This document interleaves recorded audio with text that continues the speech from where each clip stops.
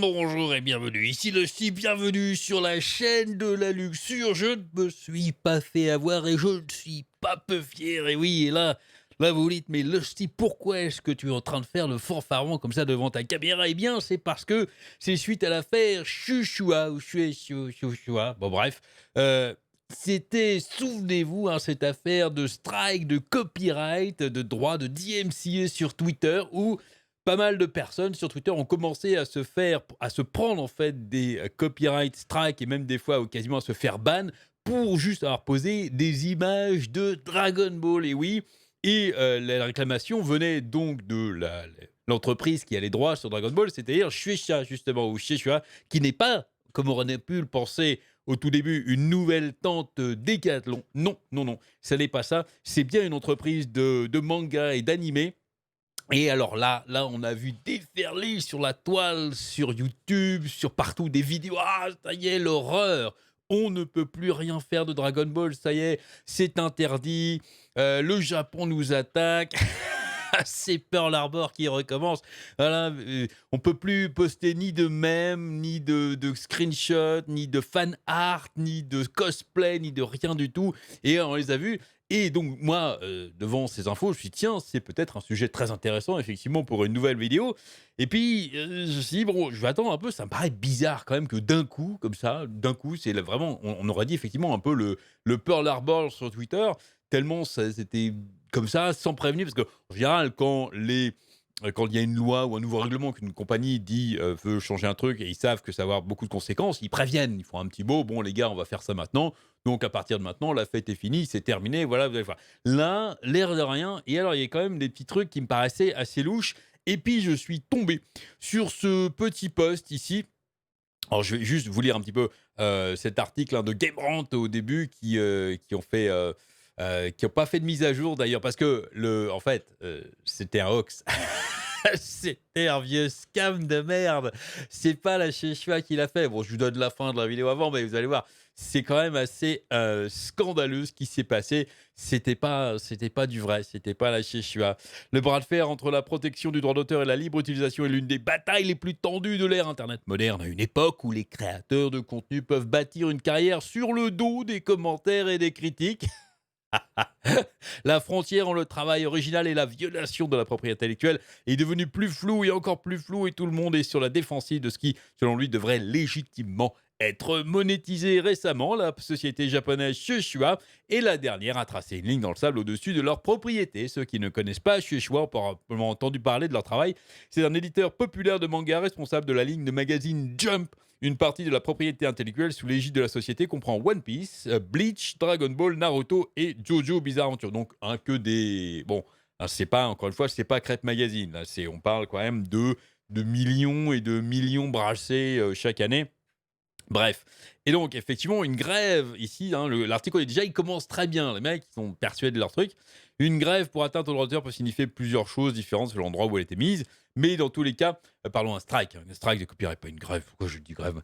Euh, Selon l'endroit où a été mise, dans tous les sens, cela signifie généralement que le contenu doit être retiré sous peine de poursuite judiciaire. Sur YouTube, par exemple, un avertissement pour atteinte au droit d'auteur verra YouTube supprimer le contenu de la chaîne en question. Voilà. Ainsi, lorsque Szechuan a commencé à émettre une vague de strike du droit d'auteur sur plusieurs plateformes, les créateurs sont devenus naturellement nerveux. Oui, un YouTuber affirme que tous ses commentaires sur le contenu de Szechuan ont été supprimés en raison des strikes. Ça, par contre, je crois que c'était pas vrai. Mais bon, c'est pas grave. Il y en a qui sont toujours prêts à rebondir sur des informations comme ça en prétendant qu'il leur arrivait des trucs, en se posant en tant que victime. La victimisation, ça marche bien en général, même sur ce genre de trucs. Bref. L'utilisateur de Twitter, Fenio, qui travaille pour les titres mobiles de Shushua en tant qu'artiste, a également reçu un strike. Et ça faisait partie des indices quand même c'est-à-dire que le mec travaille pour la compagnie et lui, il reçoit un strike aussi en tant qu'employé. Là, ça sent un petit peu la merde quand même. Tu dis, c'est quand même bizarre que la compagnie strike son propre employé, mais bon, on a vu des trucs aberrants sur le droit d'auteur, sur les réseaux sociaux, sur YouTube. Je dis, bon, allez, à la limite, c'est peut-être une erreur. Mais donc, je disais, j'ai vu ce petit post ici, là, qui a été comment dire, un anonyme, un monsieur Rattlesire, bon, bref, pour les personnes concernées par le retrait complet du contenu Sheshua et la nouvelle loi japonaise. C'est vrai qu'il y avait une loi japonaise sur le copyright qui faisait dire aux gens que en fait c'était ça, c'était Sheshua qui essayait d'appliquer la nouvelle loi japonaise et qui du coup essayait de l'appliquer pour éviter un petit peu tous les problèmes de copyright. Bon, mais cette personne rappelle quand même que la loi ne s'applique qu'aux sites opérant au Japon. C'est marqué dans la loi. Donc, normalement, ils n'ont pas le droit de faire des strikes sur des services qui sont aux États-Unis, parce que je rappelle que une loi d'un pays ne s'applique pas au monde entier. Sinon, ça serait la loi, par exemple, du fair use ou du droit à la parodie en France, qui est différent selon les pays. Eh bien, c'est le pays dans lequel vous êtes où la loi s'applique. C'est normal. Aux États-Unis, donc Twitter, eh ben, c'est la loi américaine du fair use qui s'applique. C'est pas le Japon qui va décider du fair use américain. Donc déjà, ça, c'est que t'es quand même particulier. Bref. 2. Les strikes que nous voyons sont le résultat d'un mauvais bot. Ça, c'était la supposition de M. Rattlesire. 3. Cela s'applique uniquement aux mangas. Et 4, cette loi est en vigueur depuis octobre 2020. C'était quand même assez curieux qu'une loi qui soit effectivement depuis des mois en vigueur s'applique d'après, comment dire, chez un gros éditeur, un des plus gros éditeurs. Ça sera un petit éditeur qui publierait 3 feuilles et qui n'a pas trop de moyens d'un coup. Bon, allez, on pourrait se dire, d'accord, il a du retard. Mais là, quand même, un gros éditeur comme ça, normalement, la loi, il s'y applique tout de suite. Et point barre. Non, là, ça fait des mois et d'un coup, comme ça sort. 4. Non, ça devait être 5, mais c'est pas grave, il s'est trompé, il s'est pas compté. La partie qui a eu lieu le 1er janvier implique le téléchargement et le téléchargement illégal de mangas. Rien de plus, rien de moins. La deuxième partie des nouvelles lois porte sur la réduction du téléchargement illégal de mangas et autres contenus d'après le site Crunchyroll. Alors, je ne sais pas si vous connaissez Crunchyroll, c'est un site de manga ou d'animé en fait où vous payez un abonnement puis vous avez accès à tout leur catalogue. Et il y en a plein. Moi, je suis abonné à Crunchyroll et je ne regrette. C'est un de mes meilleurs abonnements. Je pense que c'est la dépense qui me gêne le moins dans toutes mes dépenses par mois. C'est un très bon site. Il doit y avoir un équivalent français, parce qu'en général, Crunchyroll, c'est tout en anglais. Ils ont plusieurs traductions maintenant, ils ont plusieurs voix, mais je ne sais pas s'ils font tout en français. Mais bref, très très très bon site si vous êtes si vous aimez, voilà, amateur, moi, je veux dire amateur de manga et d'animé comme moi, un très très très bon site. Et donc ils avaient évidemment parlé de cette loi qui allait les impacter, et donc ils disaient que c'était unique, ça concernait uniquement le téléchargement illégal et pas la petite image que vous allez mettre sur Twitter.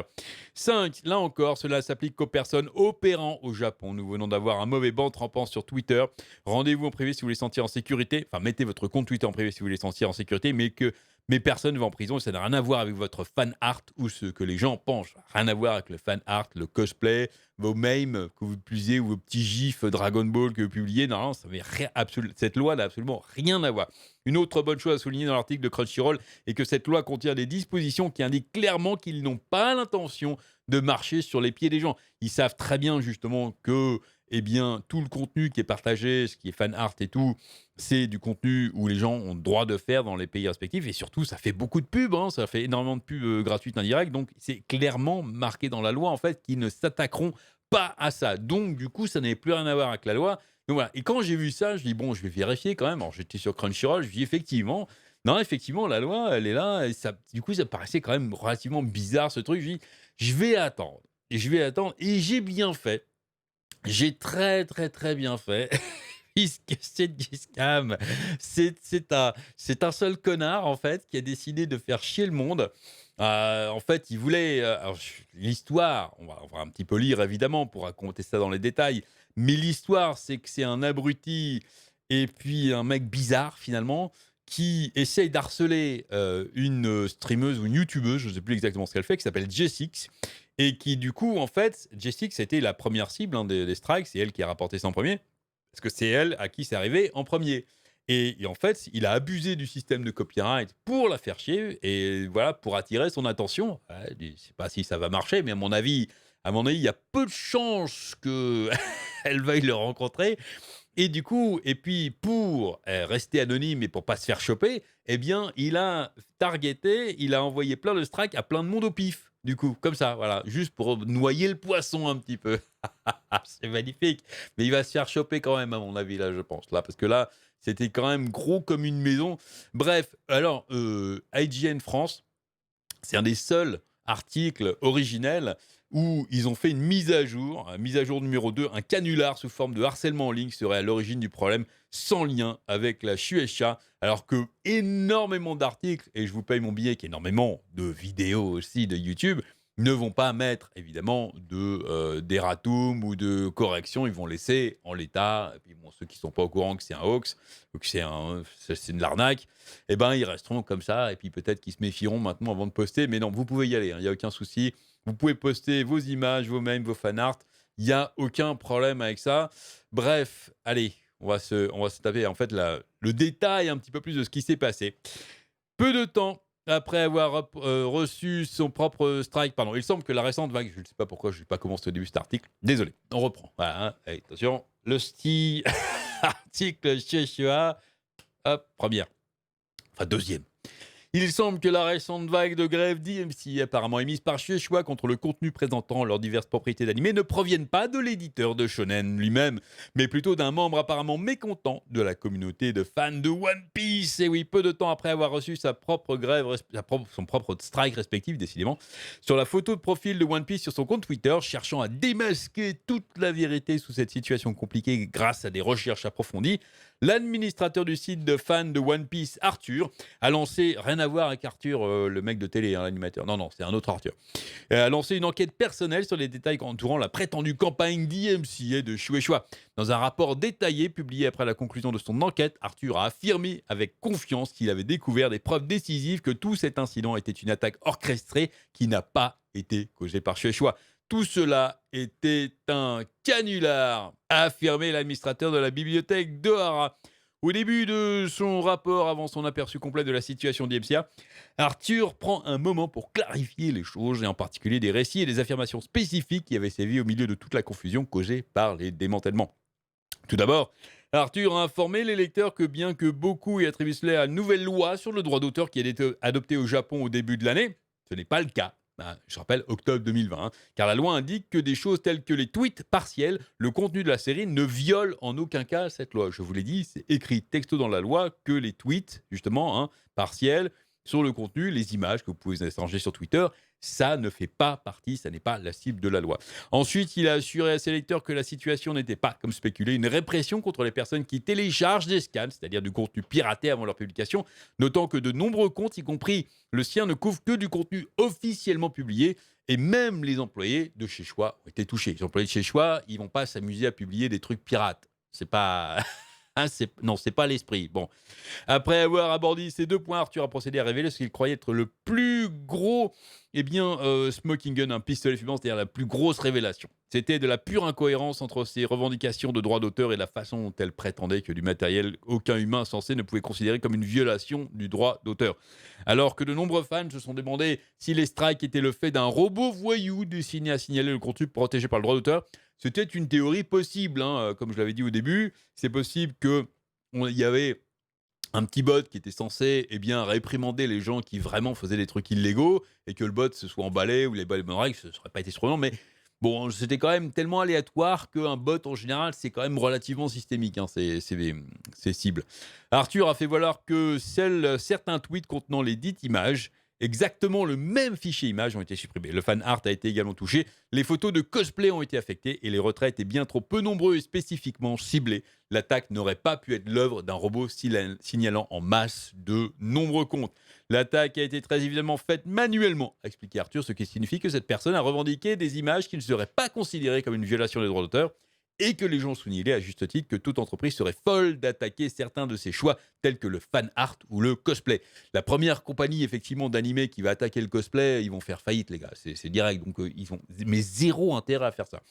Comme preuve que les règles ne provenaient pas de chez Choix, Arthur a révélé que la signature d'apparence officielle attachée au contenu au prétendu email d'IMC reçu par de nombreux utilisateurs de médias sociaux était fausse, car les numéros de téléphone et de fax inclus étaient en fait ceux du concurrent de l'éditeur Kadokawa.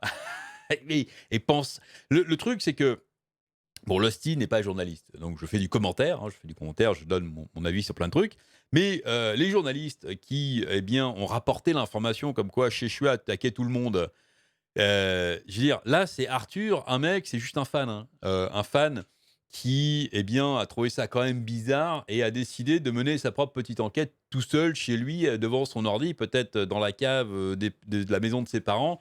Et donc nos amis journalistes, dont c'est théoriquement le métier de vérifier quand même un minimum les informations, ils sont même pas allés voir l'email que les gens ont reçu pour vérifier si c'était pas bidon.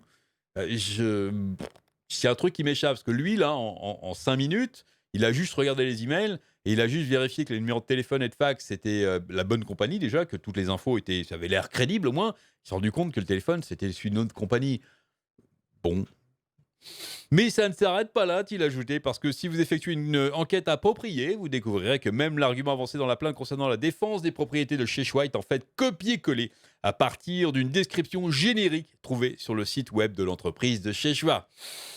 En général, ouais, c'est des cabinets d'avocats qui s'en occupent et qui font ça bien. C'est pas juste un truc, attention, là.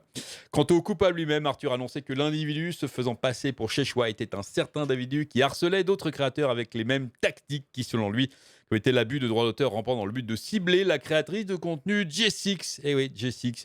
Après avoir exercé une réclamation frauduleuse contre J6 pour une courte vidéo de Dragon Ball publiée sur son Twitter, l'individu a envoyé un message à la créatrice de contenu sur Discord et a menacé J6 que la réclamation qu'il avait précédemment envoyée et a pleinement admis sa culpabilité. Donc c'est-à-dire que le mec, en fait, il a écrit directement à J6, évidemment, il a dit: «Attention, si tu recommences, je vais te restriker parce que c'est moi qui les ai envoyés». Il admet qu'il ne possède pas les droits, mais il admet qu'il peut le faire quand même. Voilà, c'est de la menace, ça s'appelle du harcèlement, tout simplement. Voilà. Cependant, malgré cet aveu, l'individu a continué à cibler et à menacer J6, aboutissant à un message bizarre et troublant dans lequel il lui a demandé de devenir sa petite amie. Alors, cher, les noms sont cachés, donc c'est dommage, on ne saura pas quel est son pseudo, mais cher abruti, c'est pas comme ça qu'on fait pour sortir avec une fille. Je pense que d'ailleurs tu dois être assez jeune, hein, si tu en es là, mais non, ça marche pas comme ça, non. Je ne vois absolument pas dans quel univers tu vas menacer quelqu'un et cette personne va accepter de je sais pas ce qu'il s'est dit. Il essaye c'est un syndrome de Stockholm peut-être? Il essaye comment dire? De la prendre otage, de la kidnapper sur les réseaux sociaux et du coup, il s'est dit: «Tiens, elle va tomber amoureuse de moi». Non mais le mec est dans un délire. C'est comme les dick pics, en fait, hein. Je j'ai jamais compris l'intérêt, ça. Il y a pas une seule personne qui va recevoir une photo de votre bite et qui va se dire: «Ah ouais, génial, elle est magnifique, je la veux tout de suite». Non, ça, c'est du film porno, c'est du fantasme. Dans la vraie vie, ça n'arrive jamais. Là, c'est pareil. Bon. J6 a d'abord été ciblé individuellement sur qu'un autre utilisateur et plus tard, tout le monde a été inclus comme dommage collatéral et aussi, comme je l'ai dit, hein, c'était pour noyer le poisson évidemment, pour pas qu'on puisse remonter à lui trop facilement. Compte tenu de l'attitude de harceleur des messages, il n'est pas surprenant que J6 soit entraîné dans toute cette affaire et prouve encore plus qu'il s'agissait d'une attaque calculée qui a mis fin à toute la communauté. Ben, donc en fait, bon, il dit après que toutes les preuves là, c'est quand même largement suffisant pour dire que c'est pas une attaque de chez Choix et puis, bah, effectivement, ouais. Non, non, c'était pas ça. D'ailleurs, je vais le montrer juste après, hein, la chez Choix a enfin répondu. Ils auraient dû par contre, ce qu'ils auraient dû faire, c'est quand même répondre très, très vite à ça pour éviter tous les problèmes. Alors juste, je voulais, sortir ce petit article là, parce que là, c'est l'article, originel de IGN France que j'ai mis. Voilà, qui, en français, donc c'est très bien si vous avez envie de lire. Juste là, ici, là, regardez, c'est génial, hein. Finalement, c'est pas de botte fou, hein, c'est l'article, le nouvel article, un hoax sordide derrière l'attaque de la Chéchois. Bon, très bien, il rapporte l'information. Rappel des faits. Bon, c'est toujours bien, hein, en général, de faire un petit rappel des faits dans un article. IGN France a incité à la prudence vendredi matin après une nuit de nombreuses attaques d'IMCA, liées notamment au copyright sur Dragon Ball. IGN France a incité à la prudence. Bon, très bien, revenons donc sur leur article. Titre: Dragon Ball, ne postez plus de fanart, gif et même Sheshua attaque. C'est ça la prudence? Alors la prudence, c'est tout au fin fond de leur article parce ils détaillent le copyright, la Sheshua attaque, faites gaffe, attention, il y a plein de monde qui s'est fait attaquer, blablabla. Il y a juste à la fin: s'agit-il d'une décision de volontaire de la Sheshua ou des ravages d'un bot trop zélé? Il y a donc 1, 2, 3, 6 mots là. Voilà, 6 mots dans un des derniers paragraphes et Et ils commencent leur truc, c'est rappel des faits. AGN France a incité à la prudence. Ah et une fois qu'on a vu, qu'on s'était planté, on essaye de ramer un petit peu derrière en disant: «Mais si, je l'avais dit, c'était très bon et donc pour terminer cette petite vidéo, effectivement, ça y est, on a enfin eu, eh bien, un message officiel de la Szechuan ici, hein, sur mangaplus.szechuan.co.jp. Il est venu à notre ascension que, eh bien, la Szechuan avait été faussement représentée par un individu envoyant du matériel de strike copyright et demandant, eh bien, à Twitter de effacer et d'envoyer des strikes sur Twitter et sur d'autres plateformes. Szechuan est en train de consulter activement en ce moment les différentes plateformes pour enquêter sur ce qu'on peut faire pour, eh bien, résoudre ce problème. Donc voilà, message officiel. Et puis J6, la fameuse J6, donc sur son Twitter officiel, qui a dit que, eh bien, ça y est, elle avait eu un message de Twitter. Enfin, nous sommes en train d'enquêter sur, eh bien, des strikes d'IMCA que vous avez reçus et qui sont invalides. Voilà, merci Twitter. Alors, juste, j'aimerais terminer quand même sur une petite réflexion. Twitter a quand même, c'est quand même scandaleux qu'un mec, juste parce qu'il a envie de faire chier le monde, arrive à faire autant de mal. Je veux dire, on a l'impression que n'importe qui sur Twitter, qui a quand même des millions d'utilisateurs, c'est quand même une grosse plateforme, c'est une énorme entreprise. Et quand même, il devrait y avoir de la sécurité, je sais pas. Un simple abruti chez lui tout seul peut envoyer comme ça plein de copyright et faire bannir des gens comme ça, tranquillement, sans aucun problème.